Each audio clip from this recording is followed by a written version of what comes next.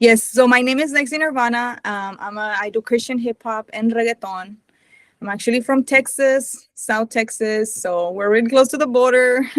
I've been doing this for quite a while. It's been since about 2012, 2013, more or less. So it's been quite a few years that I've been doing this, trying to find my sound and stuff like that. So I landed in the reggaeton because that's mostly like my native language is Spanish. That's my first language, and then English. So yeah, that's where I'm at in my genre.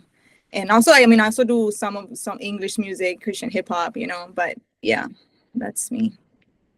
Yeah, definitely. I heard like some rap music from you, as well as the more traditional Latin sounds plus reggaeton and all of the other genres. So I like that you kind of, bend different genres and get to explore different languages with the English and the Spanish. And that's always really Mhm. exciting to hear from you.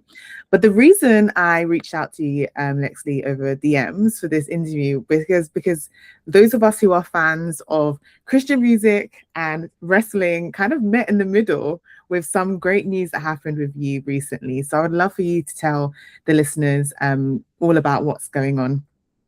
Yeah, so recently I got the opportunity to make a song for this wrestler called Thunder Rosa from AEW. So it was such an honor. I would have never thought that I would be able to do something like that. You know what I mean? But you just never know what God can do. They reached out to me to write this song. They were looking for a female rapper, bilingual. So that like fit my description. I was like, wow, that's crazy. And then like the sound that I do. So it just fit perfectly, and it's out already.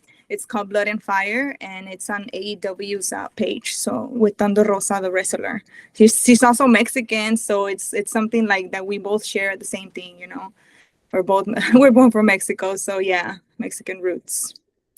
And I'll be playing that song on the show soon as well, so we get to hear it. But I'd love Um, for you to talk a little bit about writing it. Like, what does the song mean? And then also because you're a Christian, so it's like, did you add your influences as a Christian into the song?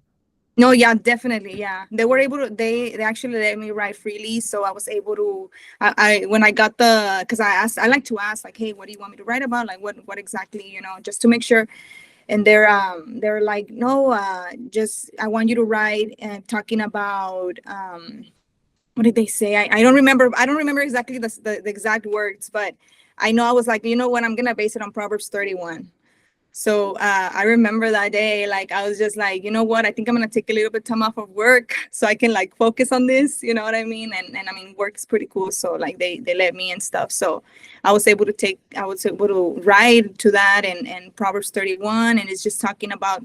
Well, they cut some of the parts, because they just got like, because I know like for the entrance theme it's only a couple of seconds, I think it's like even less than a minute. So like they just cut some of the parts, but I did write for the whole thing.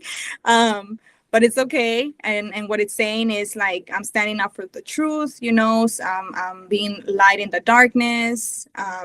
So just things like that. So I'm just so grateful to God, for that opportunity. Yeah, really cool opportunity. And it really reminds me about how we as Christians can really take up space in like popular culture. Like we're not excluded from things that are at the Yeah. forefront of society. So I'd love for you to maybe talk a little bit about what that means and what you think about with relating to that.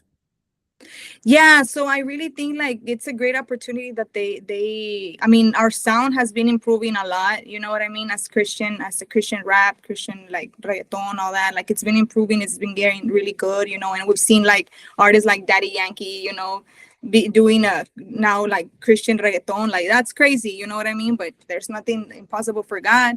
So like I think it's awesome that they're giving us a chance, you know what I mean? And mostly because we're talking about positive stuff, and we're pointing them back to God, which is like one of my main goals to do. So it's just awesome, like that. This is an opportunity that they're giving us. You know what I mean? From like back then, like back then when there wasn't too much of an opportunity for that, and I know with the internet and everything. So, yeah, it's a big win for the kingdom. Oh, that's so good. It is such a big win. And it's Yeah. such a blessing, but also it's amazing that you get to showcase some of the skills and talent that God has given you in Hmm. arenas that are a little bit separate from the church or like a Christian space, and giving them that opportunity to enjoy that as well. Yeah. I guess my final question for you is, what are you excited for the rest of this year or coming up in the next couple of years for yourself? Why am I excited? Well, I don't have a lot of things going on I have planned right now at the moment, but God can change that anytime. But I am planning to release maybe another EP or another couple of other singles, for the rest of the year. Um, and more performances, God willing, but I mean, it's all in God's hands. So I'm just going with whatever God wants, at the moment. Hmm. An actual final question. I said the other one was final. What final question? Who is a Latin Christian artist, any genre, past or present, that you would have absolutely love to work with? So if they're, if it's still a present artist you love to work with, or even someone who's now gone. Well, somebody that I really look up to, and this question they asked me a lot, so hopefully he can hear it and he would like to work with me. His name is Funky. He's funky. Yeah, he's one of my favorites of all time.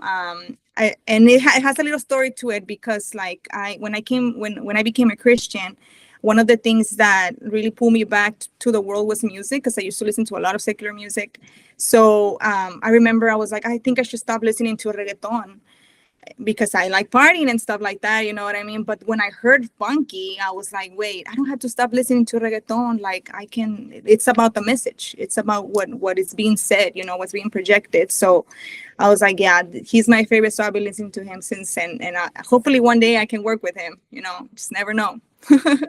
Yeah, we love Funky on the show. Like I play him Yeah. every single week, so I Yeah. completely understand. And he's also always like collaborating with different artists. Mm-hmm, So it's yeah. not that far. That's not that far of a reach. Like one day we might have you back on. And you're like, oh, here's my new single, my new EP with Funky, and we would love to hear Yeah. it.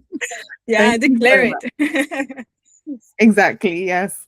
Thank you so much, Lexly, for your time, for sharing this with us. I am so excited for this opportunity that's come your way and the more that God is going to put before you, because He knows that you will run with it. You will do the things that He's called you to. And I'm excited to see you live and walk in that purpose.